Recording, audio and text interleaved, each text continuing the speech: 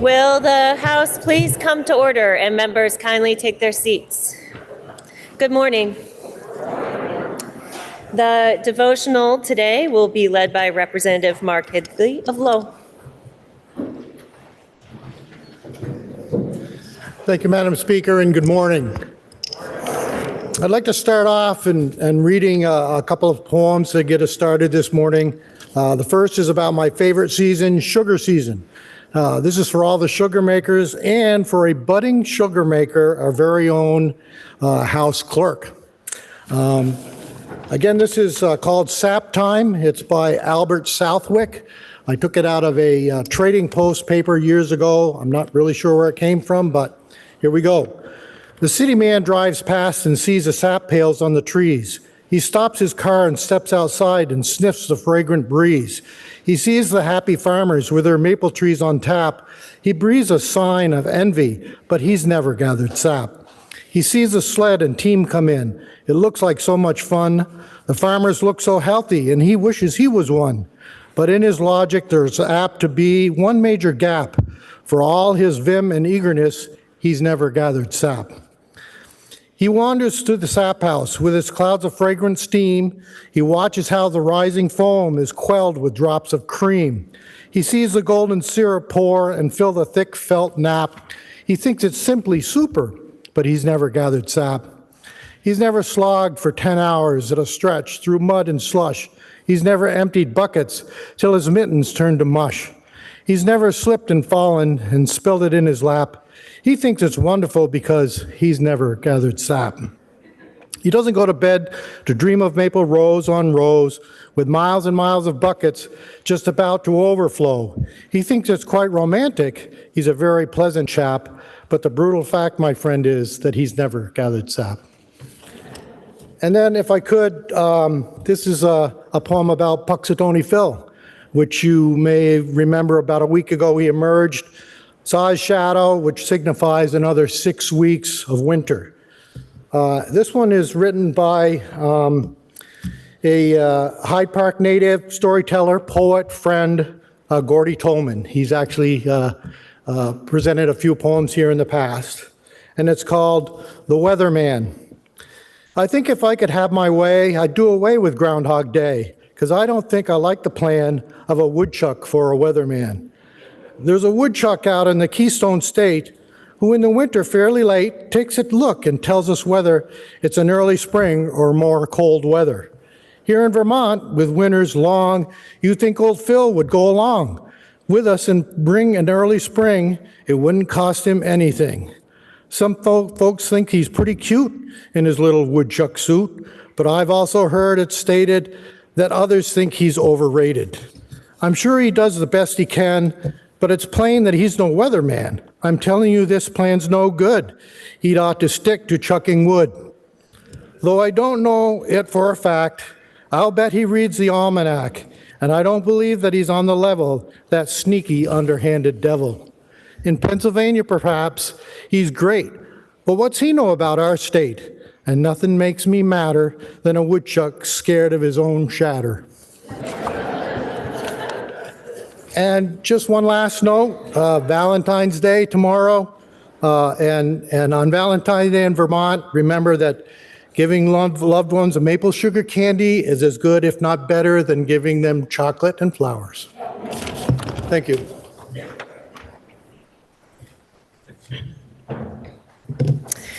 I am so honored to thank and acknowledge the first class of Legislative Pages for their important contributions to the 2026 legislative session. As Legislative Pages, you played a crucial role in carrying out the conversations and information that spurred the creation of bills to later become law. As a group, you worked together and you were stewards of the building, guiding visitors, supporting legislators and staff each and every day. Your time under the Golden Dome has made lasting impacts, and each of you brought your unique backgrounds and skills to help make the 2026 legislative session a success. Just like those who came before you, you are now an invaluable part of the legislative family. I hope your experience here has been enriching and that you had the chance to learn, to explore the building, and immerse yourselves in the legislative process. I hope you form meaningful relationships with each other and with legislators in the building, and that you'll stay connected with this institution in the years ahead. On behalf of all members of the House, we wish you the very best in your future endeavors, and we hope that you will come back to visit us soon. Thank you.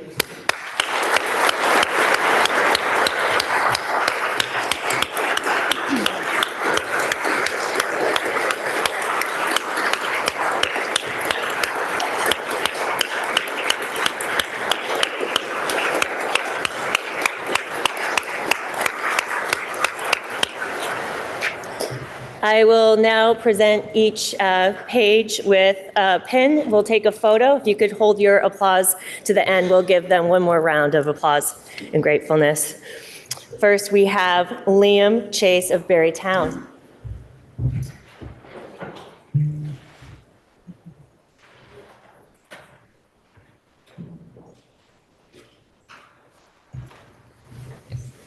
Next, we have Ailey Corbett of Montpelier.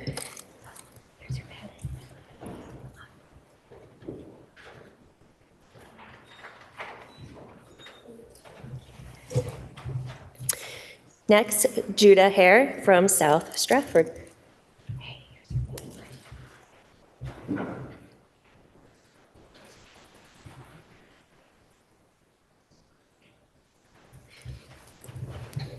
Next is Elsie Kidder of St. Johnsbury.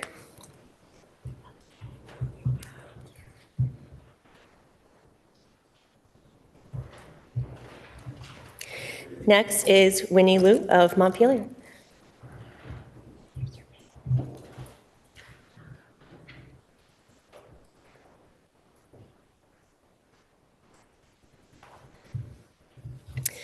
Next is Brogan Millay of Pittsburgh.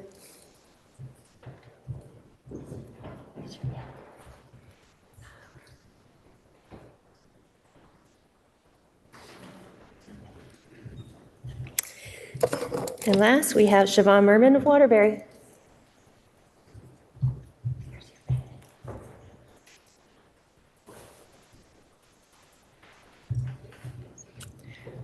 All right, let's give them another round of applause.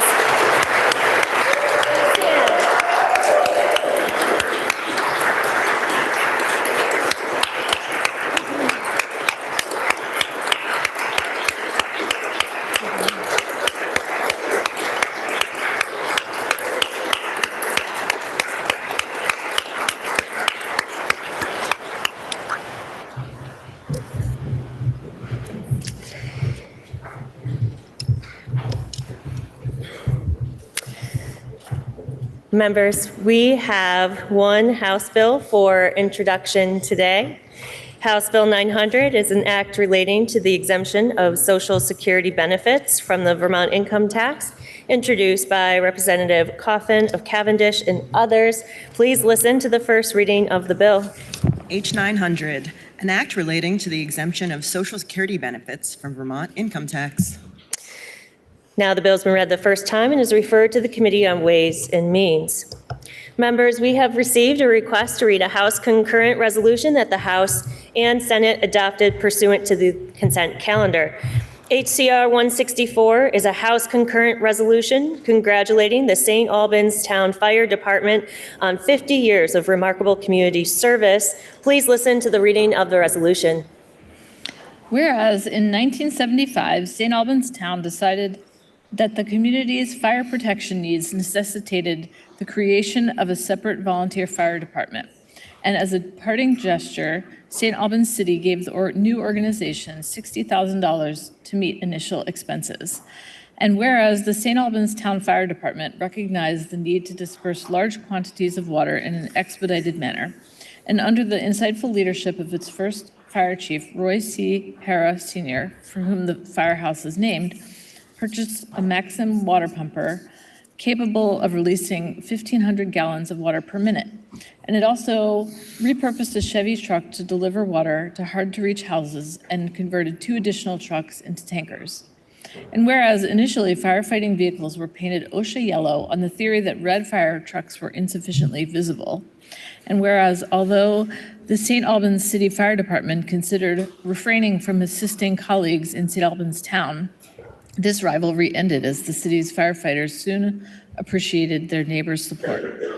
And whereas the cooperative relationship between the two departments has markedly improved as Matt Mulheron now proudly serves as fire chief for both municipalities. And whereas the once ragtag and now much respected St. Albans Town Fire Department proudly boasts a highly trained roster of firefighters and modern equipment. And whereas in August 2025, current and former St. Albans firefighters gathered to celebrate this historic milestone in the department's history.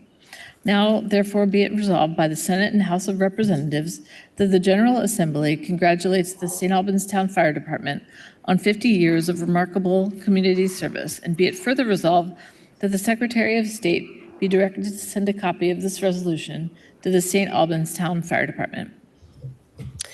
Are there any announcements? Member from Burke. Thank you, Madam Speaker. I would like to ask the members today to please welcome representatives from Vermont's 14 natural resources conservation districts. Vermont's NRCDs are local governments that have been working to protect and restore natural resources across the state since the 1940s. They are the boots on the ground helping farmers, forest managers, towns, and other land stewards improve fish and wildlife habitat, water quality, and soil health, all while maintaining a vibrant working lands community. They have a display today in the card room. Please stop by and introduce yourselves and say hello. They would appreciate your support, and they are seated in the gallery behind us. Will the guest of the member from Burke please rise and be recognized?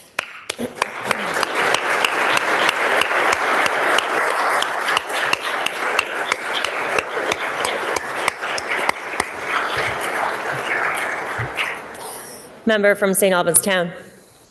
Thank you, Madam Speaker. You have heard the resolution recognizing the 50th anniversary of the formation of the St. Albans Town Fire Department. I am pleased to present to you in the body members of the Town Fire Department visiting us today. Matt Mulheron, who is the current fire chief, Harold Bob Cross, who is the honorary chief, Randy Swan, the honorary assistant chief, and Richard Swan, honorary captain. Accompanying them to the State House is Casey Tooth, the St. Albans Town Manager, who recently retired as a representative representing St. Albans Town. Please give them a warm welcome. Will the guest of the member from St. Albans Town and former member please rise and be recognized?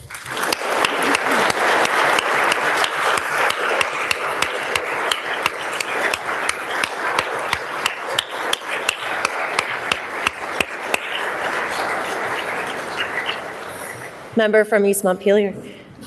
Madam Speaker, today is Vermont Housing and Conservation Coalition Day, and I'm thrilled to welcome members of the coalition to the State House. They represent dozens of organizations and municipalities who advance community vitality with permanently affordable housing, land conservation, and historic preservation. They are with us today to share how investments made through the Housing and Conservation Board make a difference in their communities. Since 2020, this includes the construction of over 2,200 units of permanently affordable housing, the conservation of over 22,000 acres of land, and the completion of 14 historic preservation projects. It's also a special day for one particular longtime member of the coalition, Alan Carnance of the Vermont Land Trust. Al has been a longtime leader in farmland conservation and recently conserved his 400th farm in Vermont. This is no small feat. It's highly unlikely that anyone in Vermont, or maybe even the country, will surpass this achievement. So today we honor Al for his legacy of farmland protection that will serve Vermont for many, many generations to come. Madam Speaker, please join me in extending a welcome to the coalition members and congratulations to Al. Will the guest of the member from East Montpelier please rise and be recognized?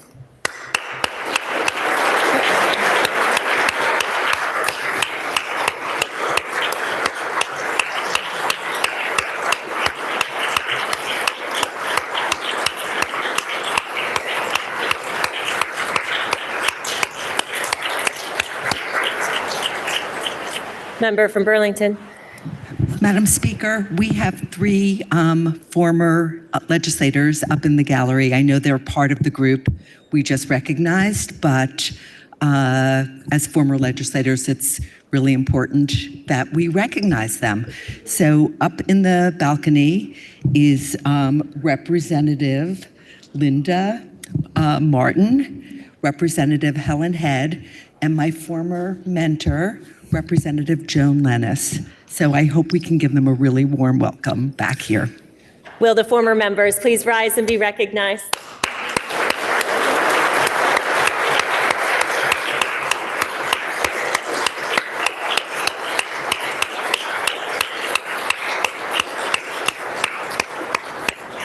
Member from Bennington. Madam Speaker, tomorrow is Valentine's Day, but it's also the chair of the House Institution and Corrections birthday. I'm hoping that you will join our committee in wishing her a very happy birthday tomorrow. Happy birthday, member.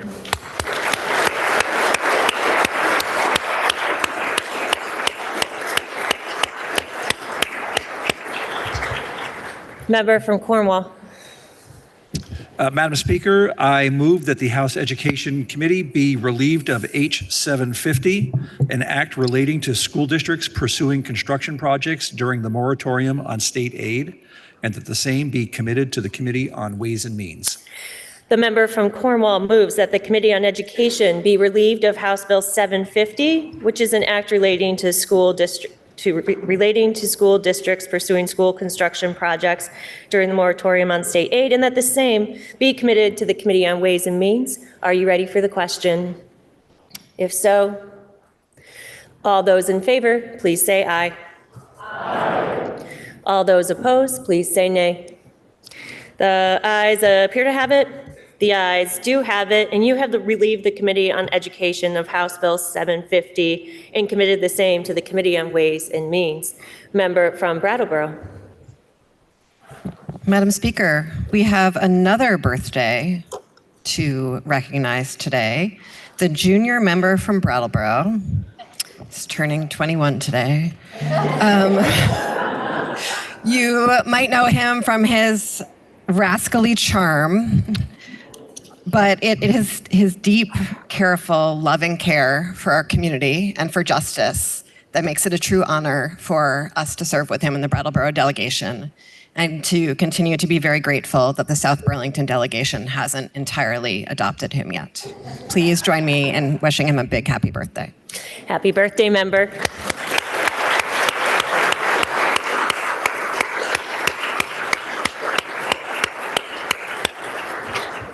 Member from Thetford. Thank you, Madam Speaker. It seems to be the season. We have another birthday to celebrate tomorrow. The member from Mendon is celebrating a birthday tomorrow. Simultaneously, it is Valentine's Day, as we know. I hope we could wish the member happy birthday and Valentine's Day all in one swell foop. Thank you, Madam Speaker. Happy birthday, member.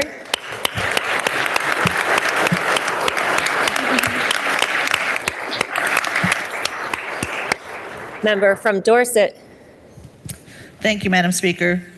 It's not often that a town clerk gets lucky enough to have a town manager that works side by side with her or him with total mutual respect. I was one of the lucky ones. In the People's House today is my town manager, Rob Giotti. Rob grew up in Vermont, went away to college, and we were fortunate to have him return and hire him as our own. Rob has been a Dorset town manager for over 17 years. He is a baseball coach for his son's travel baseball team, as well as a Little League coach. He currently serves on VLCT's passive board. And Madam Speaker, please help me welcome him to the People's House. Will the guest member from Dorset please rise and be recognized?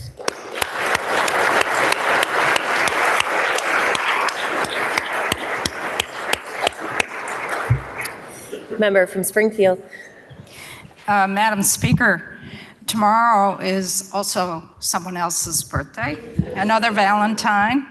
The member from Heartland, Representative Bartholomew. Yeah. Happy birthday. And he and I go back and forth. We were born on exactly the same day. One of us was in Pennsylvania, the other was in Vermont. I'm the Vermonter.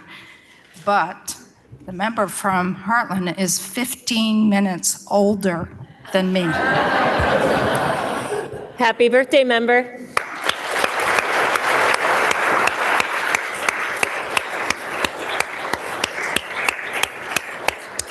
Member from Cavendish. Thank you, Madam Speaker. I'd like to remind people, as well as in the car, down in the Lieutenant Governor's office, there is a river table set up. You can see how the dredging works. And also for anyone that's heard me talk about them that has sent letters to Seaman Recruit Armando for me to encourage him in his naval basic training, that his mother is down there today, Kelly Stedner, and brought that table up from Springfield, rented a car to get here. So please go down, visit her, see how the rivers work, and congratulate her. He graduates next week. Thank you.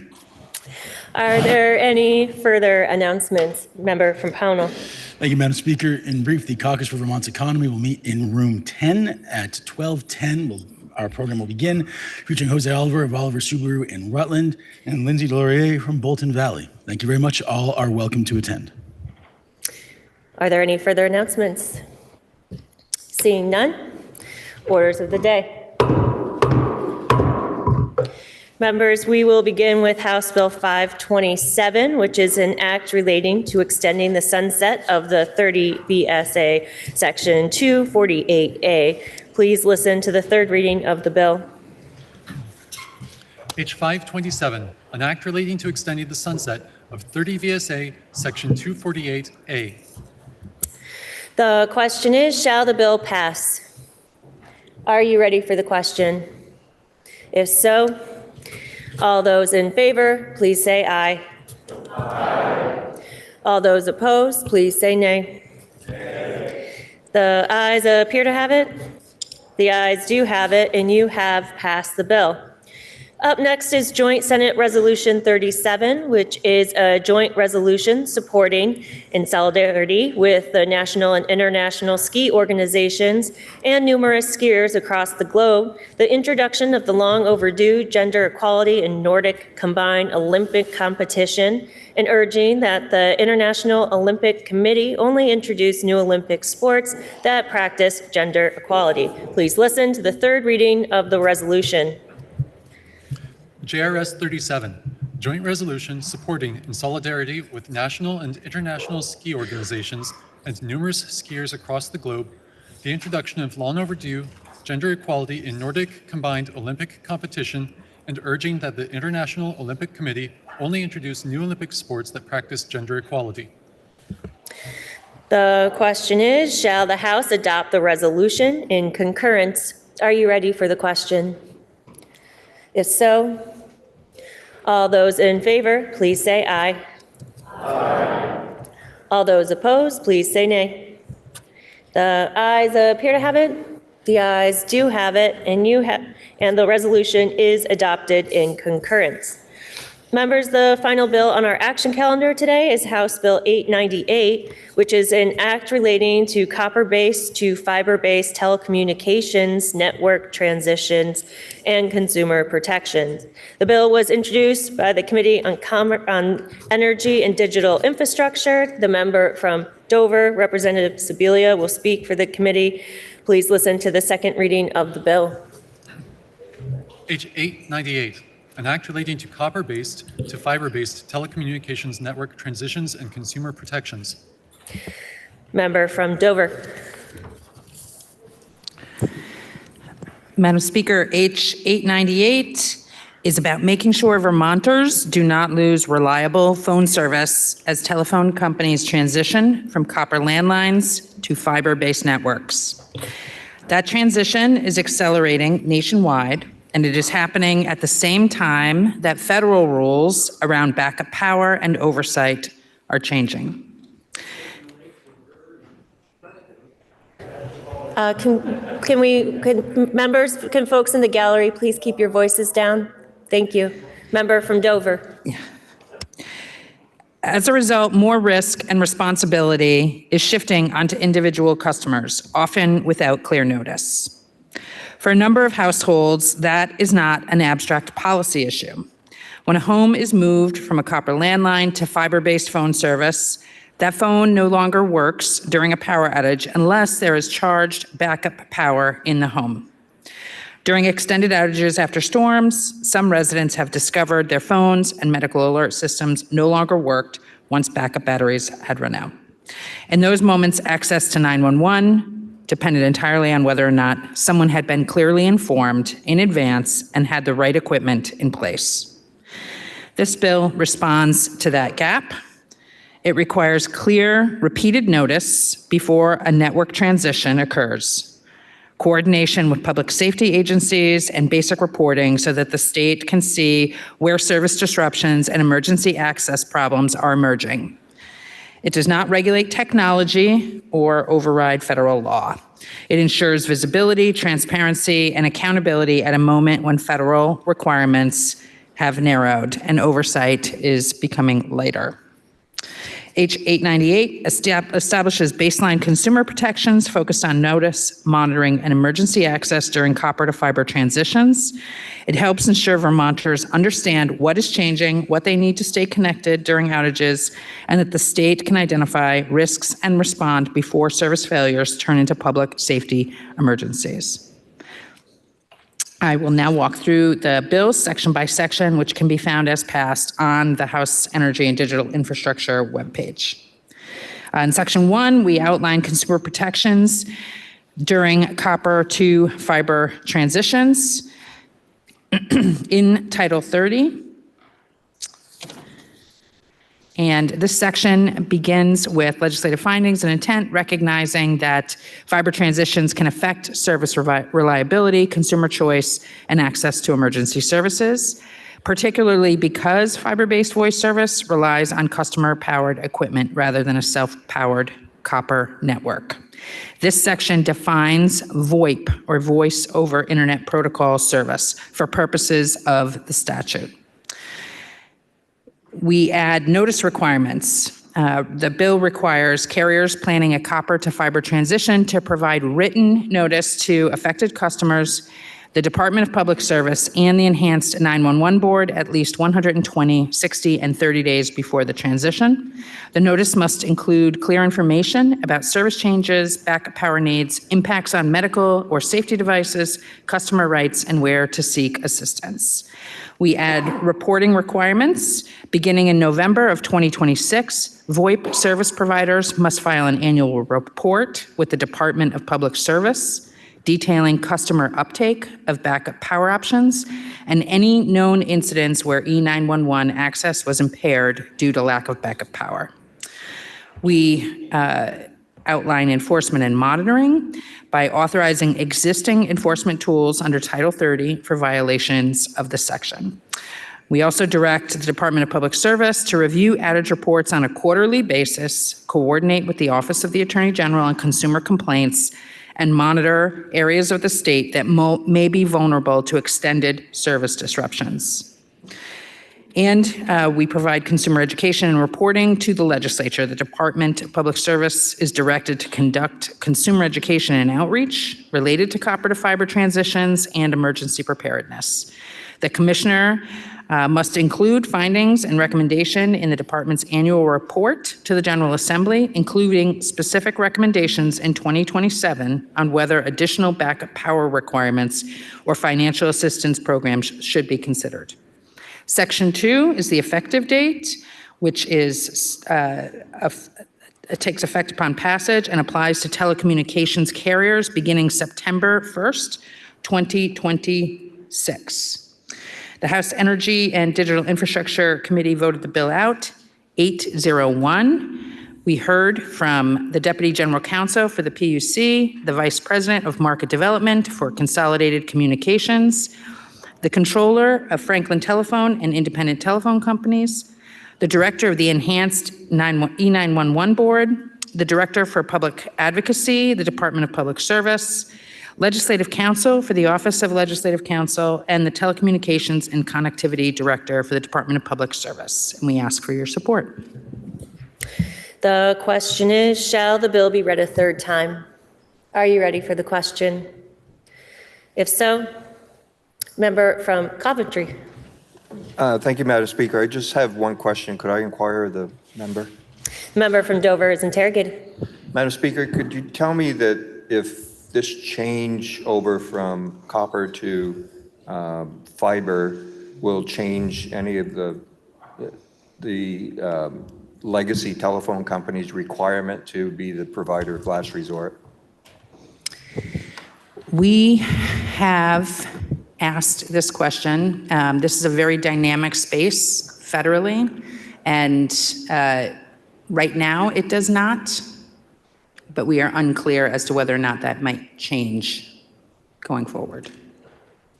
Thank you. Which is part of why we want to, why we have put in place the monitoring here from the Department of Public Service to monitor this really dynamic space. Thank you, member. Thank you, Madam Speaker. The question is, shall the bill be read a third time? Are you ready for the question?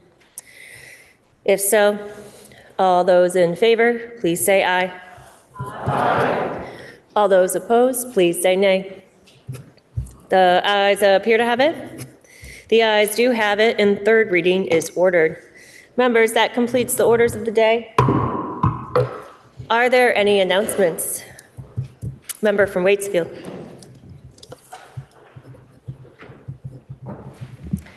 Madam Speaker, I want to invite the body to a presentation and reception this coming Wednesday, February 18th, on a report entitled Women, Work, and Wages. This is a sneak peek of a larger study that will be released in its entirety this summer, presenting data compiled by the collaboration of 3 organizations looking at the status of women in Vermont.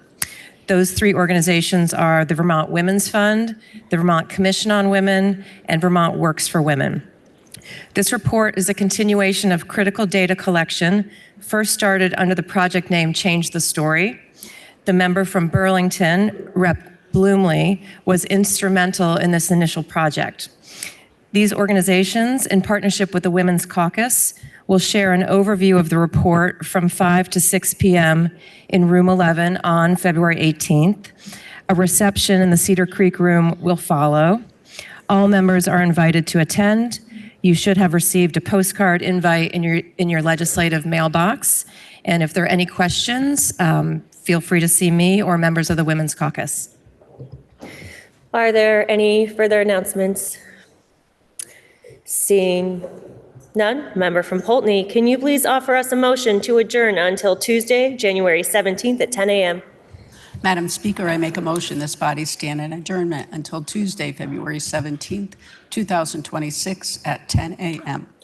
You have heard the motion. Are you ready for the question? If so, all those in favor, please say aye. Aye. All those opposed, please say nay. The ayes appear to have